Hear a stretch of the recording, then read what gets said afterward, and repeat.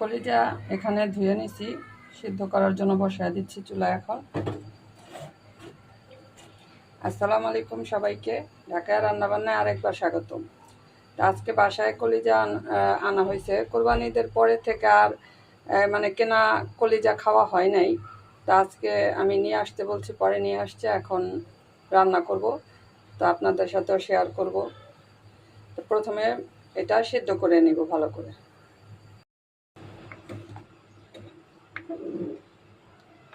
সেদ্ধ হয়ে গেছে।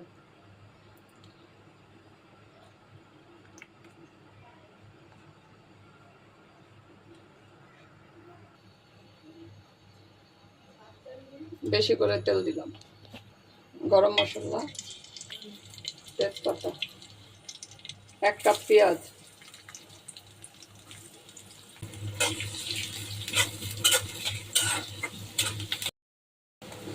হালকা লাল হয়ে গেছে, এখন পানি দিয়ে দিলাম। মশলাগুলো সব দিয়ে দিব একে একে। আদা রসুন বাটা 1 চামচ, হলুদের গুঁড়া 1 চামচ, মরিচের গুঁড়া 1 চামচ, ধনিয়ার গুঁড়া 1/2 চামচ, গরম মশলার গুঁড়া 1/2 চামচ, জিরার গুঁড়া 1/2 চামচ, লবণ।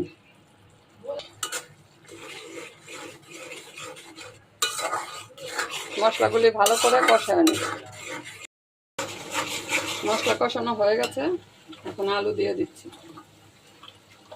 এখানে 4টা আলু আমি এইভাবে কেটে নিয়েছি।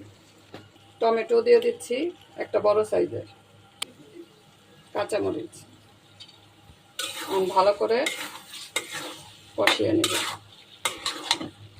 আলু ভালো করে কষানো হয়ে গেছে, এখন কলিজাগুলি ধুয়ে পরিষ্কার করে রেখেছে, ওগুলি এখন দিয়ে দিচ্ছি।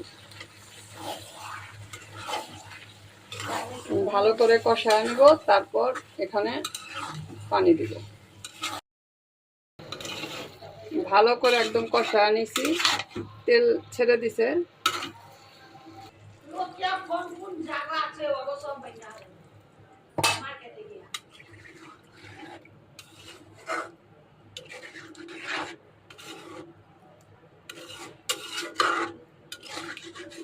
কালারটা অনেক ভালো আসছে।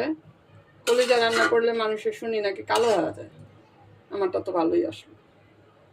নিজের প্রশংসা নিজেই করছি।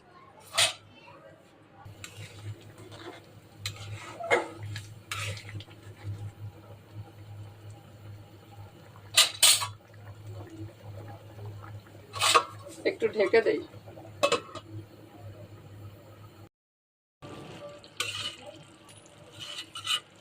হয়ে গেছে। নামানোর আগে একটু জিরার ফাঁকি দিব, একটু উপর থেকে জিরার গুঁড়ো দিয়ে দিচ্ছি। রান্নাটা হয়ে গেছে, এখন নামিয়ে নিব।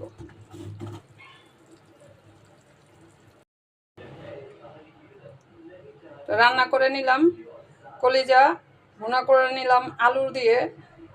এইভাবে রান্না করলে কিন্তু রুটি, পরোটা, ভাতের সাথে খুব ভালো লাগবে খেতে। অনেকে কলিজা ভুনাটা খেতে চায় না, একটু গন্ধ লাগে, এই জন্য। তো এইভাবে রান্না করলে একটু জিরার গুঁড়াটা বেশি করে দিলে আর গন্ধটা লাগে না, স্মেলটা কিন্তু ভালো আসে।